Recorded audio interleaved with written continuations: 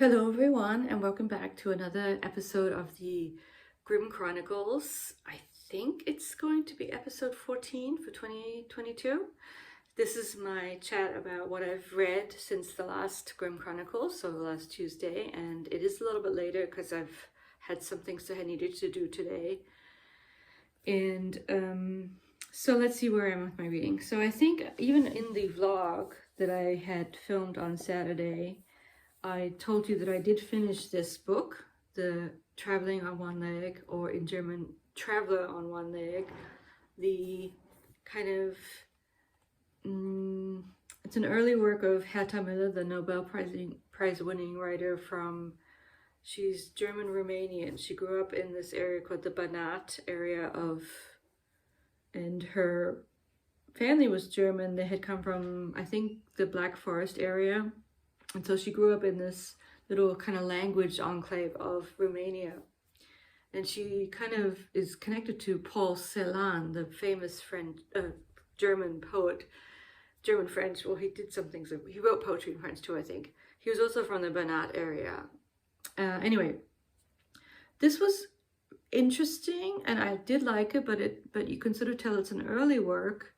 I don't think she's sort of found her idiom as much, but she's on her way to finding it, and it is a strange one. It's very unique, and yeah, so it's a type of stream of consciousness, but it's sort of hard to describe the way she speaks German. Like I was actually kind of following up on how she's been doing since, and I found out that she'd had COVID, but she's fine, and she's exactly 10 years older than I am, so she's close to 70 now.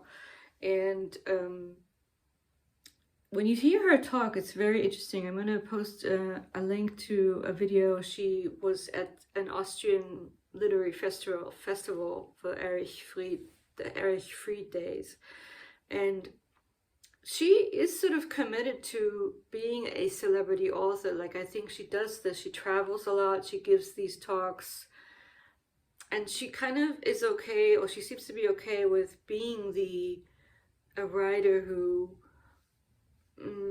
so in this latest speech that she gives, she calls herself, because of what her own experiences with the Romanian Secret Service under Ceausescu, and how just the really sneaky, weird, mean, sadistic ways they interact with people.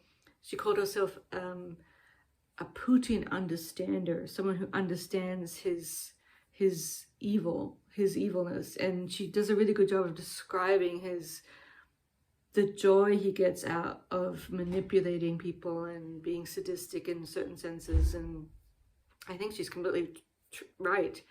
And of course she's very upset right now, and it turns out that so if you think you just want to read maybe one Herta Müller, the one you should probably look for is The Hunger Angel in English, and in German it's called Atem Chalco. It has an interesting word. And so this is a later work of hers about this young man who is basically connected to an actual Romanian German poet who passed away, but she decided to go and sort of, it's a fictionalized biography of his time in a Russian camp. And it turns out that the camp is in eastern Ukraine, so exactly the area that the Russians now want to grab hold of again.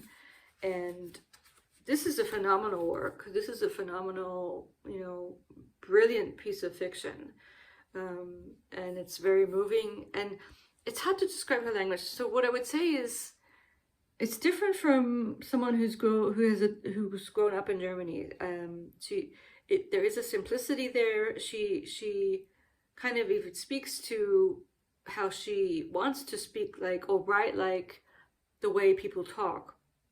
But on the other hand, it is stylized. It's very simple. It's sort of every word is being thought over, and is kind of, she also creates these new words, these neologisms. Even the title, the German title, Atem Chalco, which literally translated means breath swing. And as I recall, it's a word that comes up. It has to do with they're forced to do a lot of heavy labor in the camps, and it's this movement of the shoveling coal or something, and the way you kind of catch your breath there. I think that's what it was about. And of course, the hunger angel title of the English version has to do with the hunger angel, the fact that they were always hungry. And she kind of, I've opened up to the short chapter called Hunger Angel in German. The hunger is an object. The angel has climbed into the brain. The hunger angel doesn't think. He thinks the correct way. You never miss him. He knows my limits and he knows the direction. He knows where I come from and he knows his own effects. So I'm just kind of giving a quick translation of this short chapter. And it gets more, and so it's a very poetic language, even though it's supposedly a language of the spoken. It's really, and I saw in the Wikipedia article about this book that it's called a prose poem. And it is very lyrical. So she's a unique literary idiom that she's developed over the years, and just has to do with her own identity as someone who grew up in this little area. And I was reading how she's quick to, what I like about her is how she's sort of quick to admit on the one hand that she grew up in a very kind of reactionary environment, but because of her experiences as an Eastern European person, she's completely not going to romanticize anything to do with Stalin or anything, or anything to do with Eastern kind of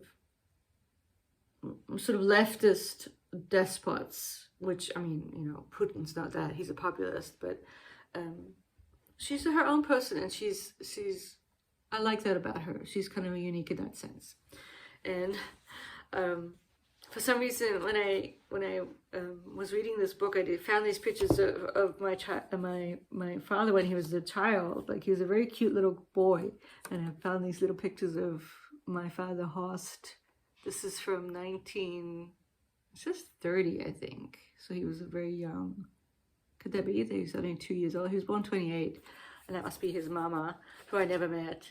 And this is another one of Horstchen, who, as I found out, I mean, as I recall, he grew up in fairly stolidly middle-class background, but then the war came, and he was the only thing I knew, and I did kind of mention this to Herta Müller when she came, is that as a 17-year-old, barely 17, maybe even 16, he was taken prisoner by the Russians.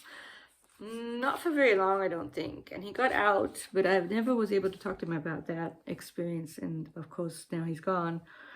And I mean, I think for him at least, I think the war, it was the big reason why he decided to move to Australia, far, far away. And for all kinds of complicated reasons, he decided that we all decided as a family to move back to Germany, which is pretty unusual that you go, well, maybe not that unusual that you move one place and then you move back. Anyway, that's what we did. Except for us, it wasn't moving back, it was moving to Germany, because we'd never been there before. But for him, it was a sort of strange homecoming, but we lived in a different place, and it wasn't easy. I'm sure it wasn't easy for him. So I finished that, and as you saw in the vlog, if you looked at it, I kind of was looking for something more plot-centric, and I did start the Zola's His Excellency Eugène Rougon, and I am committed to reading it, but time is full of busyness right now at the end of the semester, and I haven't really gotten very far. I'm on page 14 only. What I might try and do is something that I did with the Angel book, is commit to 10 pages a day or something, which sounds like nothing, but when you're really, really busy, 10 pages is a worthy goal. And I mean, in a way, that's kind of one reason why I like the Twitter read-alongs. They're very low-key because it's just Twitter, but you can then go look for your hashtag and connect with the people who are also reading it. And it gives you that tiny bit of accountability that helps me keep up with the book. But I mean, I'm not going to, seek something like that out right now. I'm just too busy. And we're coming to the end of the semester. I'm still listening to my audiobook. I told you about the Madeleine Thien short story that I read that I liked. And in the fairy tale class tomorrow we're discussing a very interesting, maybe I'll post a link to it. It's called The Juniper Tree. Actually, which is at the beginning of the year, I read a version sort of the Juniper Tree by Barbara Cummins. That and now, you know, in the fairy tale class, we actually read the fairy tale, which is very. I like it a lot. It sort of almost reads like mythology as opposed to fairy tale. It's dark. There's, you know, the cannibalistic scene of the father eating his dismembered son for dinner, killed by the stepmother. But it does have a happy ending, so to speak. And I mean, in a way, it's a story about someone possessed with evil, in a certain sense. Anyway, I do like that story, and that's what we're reading. Moving along towards the end of the class. And then at the end, I just wanted to let people know it's kind of not, doesn't fit anywhere else, but I am still continuing on with, and I wanted to ask if other people ever use Duolingo. So it's an app where you can learn languages, learn in a kind of gamified, fun way. I'm not taking it super seriously, but I've started with Norwegian a while ago. And it was because of reading or listening to Knausgård and finding out that they have the Bokmål language that they read, but that most people speak a dialect. They don't really speak that language. And that kind of intrigued me. And the fact that there's another language, there's the Bokmål is the sort of Danish Norwegian. And then there's New Norwegian, I forget what it in Norwegian, it's Nynorsk or something, that was developed as part of the 19th century kind of Scandinavian rejuvenation of Scandinavian spirit and patriotism.